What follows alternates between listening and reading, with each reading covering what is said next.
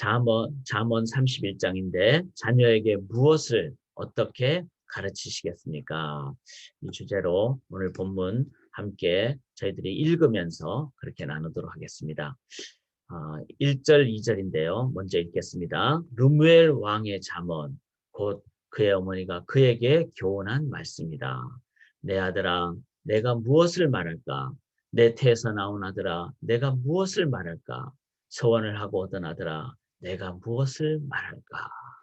자, 잠언 30장까지 다 살펴보며 이제 정리인데요. 르무엘 왕이라는 분은 다 정확하게 알기는 어렵습니다. 사무엘 왕이라는 그 솔로몬 왕이라는 그런 의미도 있고 또 일반적인 왕이라는 의미도 있고 이제 우리가 잠언을 아시다시피 솔로몬이 이제 이렇게 기록한 말씀인데 히스기야 왕 이제 솔로몬으로부터 약 250년 후인 히스기야 왕도 계속 내려온 하나님의 말씀을 붙잡고 그것을 또 신하들에게 시켜서 또 정리한 부분이 25장부터 29장까지죠. 그리고 이제 아굴의 잠언도 있고 또 이 르무엘 왕, 이제 왕을 아들로 둔 그의 어머니가 그러니까 어머니 그래서 이제 이 부분은 모든 영적인 부모님 또 신앙의 부모님이 자녀에게 하는 말씀, 정리된 말씀. 그래서 이제 2절에 보시면은 내 아들아 내가 무엇을 말할까? 내 태에서 나온 아들아 내가 무엇을 말할까? 서원을 하고 얻은 아들아 내가 무엇을 말할까? 자, 내가 부모로서 자녀에게 나는 무엇을 물려줄 것인가? 어떤 교육을 할 것인가? 자, 이것을 나라면은 내 자녀에게 또 이제 육적인 자녀뿐만 아니라 영적인 자녀에게 제자 되어 제자 삼는 그런 내가 주의 말씀으로 양육할 영혼들에게 나는 이제 무슨 내용을 전할 것인가? 그것을 한번 생각하시면서 오늘과 내일 저희가 스스로에게 이제 매뉴얼을 한번 만들어 보시면 좋습니다. 그냥 이 본문뿐만 아니라 잠언 전체를 보시면서 나는 자녀에게 이런 교육을 해야 되겠다. 이런 내용을 해야 되겠다. 그래서 여기 보시면은 서원을 하고 얻은 아들아 이렇게 나오죠. 이 내용은 우리가 자녀가 그냥 육적 자녀가 아니라는 겁니다. 하나님께서 주신 내가 감당해야 될 섬겨야 될 그런 자녀입니다. 뭐 이런 자녀가 태어나서 내 평생에 힘이 들다, 뭐 어렵다, 이런 게 아니라 우리에게 주어진 모든 상황은 하나님이 다 우리에게 주어진 소명의 상황입니다. 그러므로 그냥 자녀를 그냥 주신 것이 아니라 하나님께서 나에게 위탁해 주신 것이죠. 청지기로서, 부모라는 청지기로서. 그래서 나에게 맡겨진 자녀를 어떻게 내가 양육할 것인가. 제가 저희 어머님 생각할 때, 뭐 보통 우리는 이제 결혼하면 자녀 교육 다 했다 이렇게 생각하는데 실은 그거 아니죠. 결혼해도 또 나이가 들어서 성인이 되어도 심지어는 뭐 나이가 자녀가 뭐 50이 되든 60이 되든 부모님 나이는 이제 80, 90이 되셨을 때 정말 정확하게 얘기한다면은 부모로서 사명을 다할 때까지 하나님께서 나를 불러 가실 때까지 부모로서는 부모인 겁니다. 그래서 이 오늘 내용 특별히 잠언의 전체 내용은 우리 연령에 관계없이 지금 함께 하시는 모든 성도님들께 이제 적용되는 부분입니다. 나의 육적, 영적 자녀들에게 나는 어떤 교육을 할 것인가. 오늘 본문을 살펴보며 또 나 자신도 잠언을 만들어서 자녀에게 양육하는 것을 한번 정리를 해보시기를 바랍니다. 자, 3절인데요. 첫 번째 내용은 여자에게 너의 힘을 쓰지 말아라. 여자는 임금도 망하게 할 수 있으니 여자에게 너의 길을 맡기지 말아라. 자, 뭐 여자라는 것은 하나의 어떤 대표적인 표현이죠. 이제 그 딸이라면은 남자에게 뭐 이렇게 표현을 할 수 있겠죠. 그래서 이 영역은 뭐죠? 성적인 영역. 이제 성적인 영역이지만 실은 결혼의 영역, 부부의 영역, 그 다음에 좀 더 확대하면 가정의 중요성 이렇게 되겠죠. 그러니까 그래서 우리가 다 아시다시피 우리 삶에서 가장 중요한 영역은 나와 하나님과의 관계입니다. 이게 가장 중요한 관계죠. 제가 2주 전에 설교할 때 모든 삶의 존재를 관계로 풀었습니다. 태초에 관계가 있으셨잖아요. 삼위일체 하나님 자체가 삼위의 하나님이 일체가 되신 그게 관계죠. 그래서 우리의 삶의 관계라는 의미를 존재의 근거로 푸는 것은 아주 중요합니다. 나와 하나님과의 관계. 그래서 그 하나님께서 창조하신 이유는 인간과의 관계를 갖기 위해서 찬양을 받기 위함이고 예배를 받기 위함이고 그렇게 하나님과 인간의 관계가 예배를 통해서 그게 에덴 동산이죠. 관계가 깨어지는 것이 타락이죠. 관계가 깨어졌기 때문에 우리의 삶은 타락의 길을 가게 되는 겁니다. 죄를 지었기 때문에 타락이 아니라 관계가 깨어졌기 때문에 타락인 겁니다. 그래서 나와 하나님과의 관계가 제일 중요합니다. 그런데 또 중요한 관계가 뭐라 그랬죠? 첫째는 하나님을 내 마음과 뜻과 힘을 다해 사랑하고 둘째도 그와 같으니 그랬어요. 동일한 가치로 이웃을 내 몸처럼. 즉 바로 뭐죠? 가장 가까운 이웃은 뭡니까? 부부입니다. 결혼해서 가정을 이루는 부부. 그리고 그 부부 관계가 바르게 될 때 가정이 올바르게 됩니다. 그래서 사랑하는 여러분, 우리의 삶을 한 번 더 돌아보기를 원합니다. 나와 하나님과의 관계는 어떤가? 오늘도 이렇게 첫 시간을 하나님 앞에서 시작하는 그리스도 안에 있으면 새로운 피조물이라 그랬는데 저도 오늘 일어나면서 이렇게 딱 보니까 몸도 피곤하고요. 또 요즘 뭐 일도 많고 목회자도 막 지칠 때가 있거든요. 그런데 아, 내가 왜 이렇게 지칠까 생각해 보니까 내 힘으로 하려고 했더라고요. 근데 그리스도 안에 있으면 새로운 피조물이라. 내가 예수님과의 관계를 한 번 더 확인하니까 오늘도 막 몸은 피곤한데 새로운 피조물, 그 힘이 나고 새로운 것이 되니까 기쁨이 있고 참 그런 그 능력, 하나님과의 관계가 제일 중요합니다. 그것이 예배로 인도함을 받을 때 우리는 모든 상황 가운데 능력으로 나갑니다. 뿐만 아니라 그 하나님과의 관계가 딱 있으니까 그 다음에 어떻게 되죠? 이제는 가장 가까운 부부. 그래서 여러분 부부가 좋지 않다. 남편으로서 아내, 아내로서 남편 보다 뭐 자식을 더 소중히 여기고 우리는 이제 권태기니까 이제는 뭐 끝났다. 뭐 이만큼 살았으니까 이제 그냥 사는 것이다. 그 다 잘못된 겁니다. 성경 들어야 됩니다. 나와 하나님과의 관계가 제일 바르면은 첫 번째 관계는 부부입니다. 몇 년을 사셨던 50년을 같이 사셨던 80년을 같이 사셨던 주님 앞에 불러가시기 전까지는 그리스도의 신부된 나로서의 주님과의 관계, 두 번째는 나와 배우자의 관계입니다. 이게 바로 이 르무엘 왕의 어머니가 가장 귀하게 깨달았기 때문에 이제 자신의 자녀에게 가장 이 영역을, 가정의 영역을 제일 먼저 말하고 있습니다. 자, 두 번째 4절에 보시면 같이 읽죠. 르무엘아, 임금에게 적합하지 않은 일이 있다. 포도주를 마시는 것은 임금에게 적합한 일이 아니다. 독주를 좋아하는 것은 통치자들에게 적합한 일이 아니다. 자, 포도주와 관련해서 포도주는 어떤 것일까요? 우리의 삶에 뭐 술이라든지 중독의 영역이 되겠죠. 중독. 그래서 단순히 술뿐만 아니라 나의 삶에 내가 뭐 스트레스라든지 걱정이라든지 고난의 상황이 됐을 때 우리는 보통 어떻게 행하는지 그냥 뭐 먹는다든지 술을 마신다든지 아니면 중독되는 어떤 일을 행한다든지 그 모든 영역은 좋지 않다는 겁니다. 실은 이것은 건강한 일에 관한 부분. 그래서 정말 중요하죠. 건강한 일은 건강한 안식과 같이 가는 겁니다. 그래서 하나님이 6일 동안 일하시고 7일째 안식하신 것은 일을 위해서도 중요하고 하나님과의 관계를 위해서도 중요하고 나를 위해서도 중요합니다. 이 균형, 일과 안식의 균형. 그런데 세상은 너무 일을 많이 하죠. 또 일을 안 하면은 정말 생존이 안 된다고 생각하고. 그런데 그것이 세상의 어떤 가치관이라면 하나님 나라의 가치관은 우리에게 청직입니다. 남들보다 더 많이 벌려고 하는 것도 아니고 나에게 맡겨진 분복대로 하라는 거죠. 이 부분을 잘 이해를 하게 되면 청지기를 이해하게 되면은 우리는 욕심으로 사는 것이 아니라 열심으로 삽니다.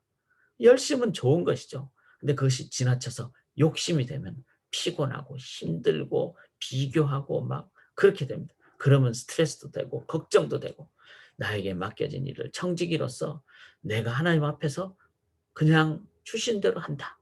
그러면은 그 길은 건강하고 또 하나님 앞에서 청직이니까 주님은 과도한 것을 요구하지 않으시니까 내 삶에 스트레스가 없죠. 그리고 주신 대로 하면 되죠. 그리고 하나님의 그 영역 따라서 또 재충전하는 안식의 영역.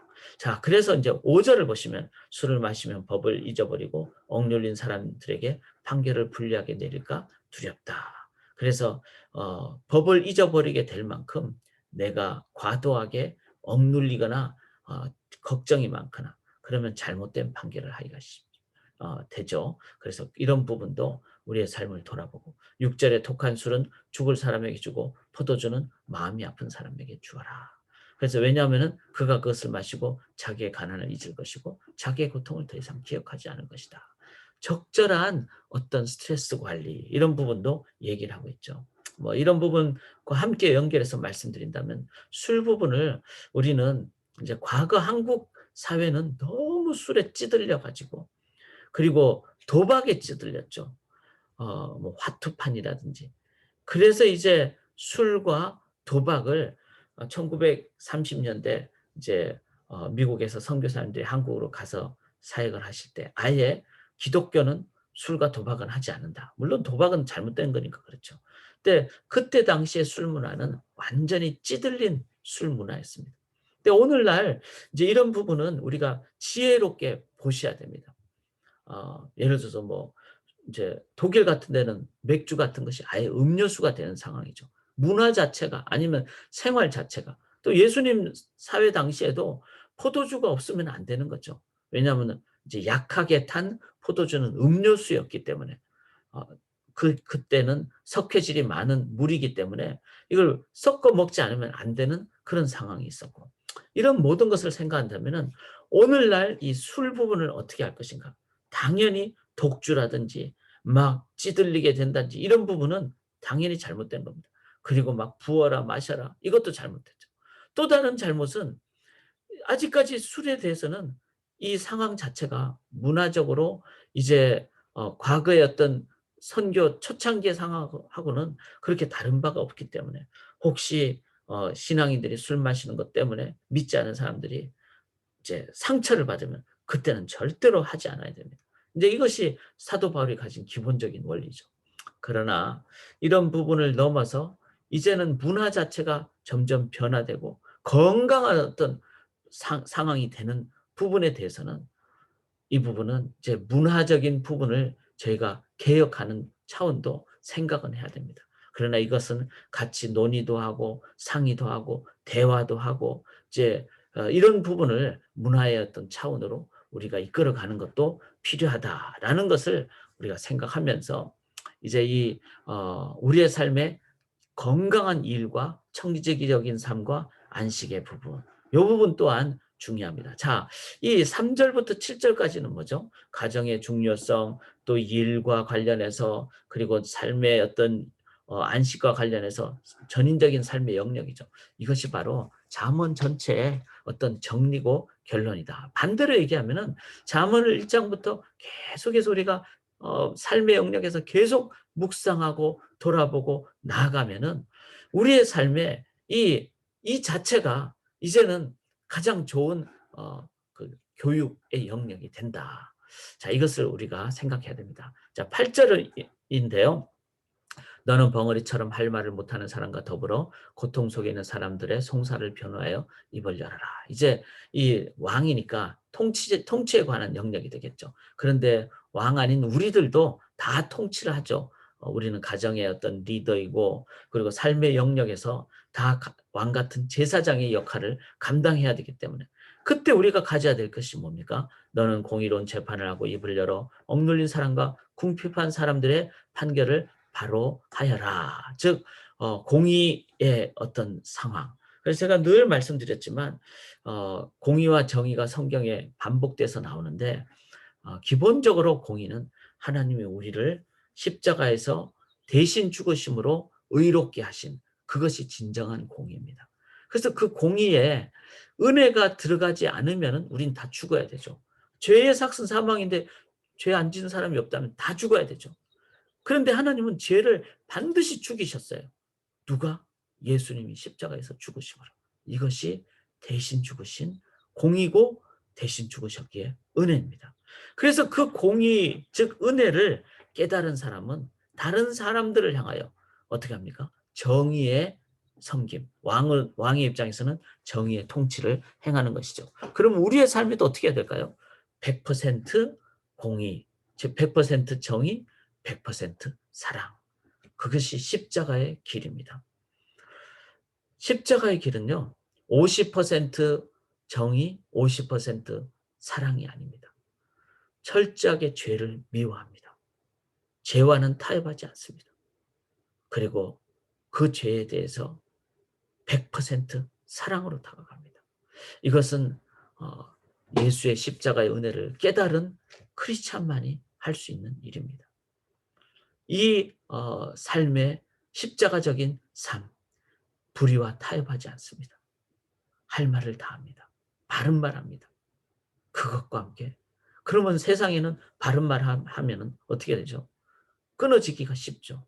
네가 나를 이렇게. 그런데 하나님의 나라는 바른 말과 함께 영혼과 끝까지 함께 합니다. 예수님이 제자를 사랑하실 때 끝까지 사랑하시고 자기를 죽기까지 사랑하신, 그것이 바로 이 르무엘 왕이 어머니로부터 들은 말씀의 그 의미가 됩니다. 자, 오늘은 이제 9절까지인데요. 가정의 영역과 또 삶의 일의 영역, 청지기로서의 영역, 그리고 관계의 영역, 이런 영역을 이제 자녀 양육으로 그렇게 가장 사랑하는 자녀에게 이렇게 어머니로서 말씀을 하고 있습니다. 자, 우리가 오늘 이제 묵상을 정리하면서 우리는 모두 육적인 자녀 계시고 또 영적인 자녀는 반드시 있어야 되잖아요. 우리가 소그룹 이제 9월부터는 저는 우리 소망의 모든 성도들이 다 셀에 들어가야 된다고 믿습니다. 그리고 그걸 가능하도록 좀 교회는 잘 격려를 해야 되겠죠. 또 어떤 시스템도 만들어야 될 것입니다. 그런데 왜 그런가 하면요. 우리 모든 크리스찬들은 자녀가 되거나 제자가 되거나 또 제자가 된 사람은 또 다른 사람을 섬기는, 자녀를 삼는, 그런 제자를 삼는 그런 의미로 다 우리에게는 영적인 자녀가 있어야 됩니다. 그렇다면 나의 자녀에게 무엇을 가르친 내용이죠. 그 다음에 어떻게, how, 이거는 이제 가르치는 어떤 방법이 되겠죠. 이 두 가지가 다 있어야 됩니다. 오늘 여러분, 나의 자녀는 내가 어떻게 가르치고 무엇을 가르치겠습니까? 제가 묵상한 결론은 뭔지 아십니까? 막 교과서를 읽고 이게 아닙니다. 학원을 보내고 이게 아닙니다. 저는 이거라고 믿습니다. 저의 삶 자체라고 믿습니다. 자녀는 부모의 등을 보고 배운다고 하죠. 그리고 우리가 아무리 말로 한다고 자녀는 절대로 듣지 않습니다. 사춘기 되면 더 반항할 것이고 어른이 되면은 이제 독립하면은 그냥 한 귀로 듣고 한 귀로 흘릴 겁니다. 왜 그렇죠? 듣는 것으로 자녀는 배우지 않습니다. 잔소리입니다, 그거는. 자녀는 부모의 삶입니다. 아, 그러면 목사님 너무 부담되지 않습니까? 나는 참 부족하고 연약한데요. 나의 삶 자체가 맞지만 어떤 나의 삶입니까? 바로 고린도전서 11장 1절입니다. 다 같이 읽겠습니다. 내가 그리스도를 본받는 자가 된 것 같이 너희는 나를 본받는 자가 되라. 바울이 그랬습니다. 나를 본받으라 그랬는데 그 나는 누굽니까? 나도 그리스도를 본받으려고, 나도 그리스도를 의지하려고 정말로 의지하는, 우리도 넘어질 수 있고 우리도 부족할 수 있습니다. 그런데 그리스도는 수고하고 무거운 짐진 자들아 다 내게로 오라 그랬습니다. 그래서 예수 믿는다는 것은 완벽한 자가 된다는 의미가 아니라 완벽한 예수 그리스도를 내가 온전히 의지하는 자가 되는 것, 그게 바로 그리스도인이라는 것. People who are following the Christ. 그래서 사랑하는 여러분, 진짜 부모가 되는 길은 무엇입니까? 진정한 부모가 되는 거는 나의 삶 자체인데 나의 삶은 어떤 삶입니까? 바로 내가 그리스도를 열심히 오늘도 기도하며 오늘도 믿음으로 오늘도 예수님을 의지하며 그렇게 믿음으로 살겠습니다. 그런 나를 자녀들은 보고 배웁니다. 우리 부모도 연약한 것 왜 자녀들이 모르겠어요? 그런데 기도하는 것. 제 아들이 그러더라고요.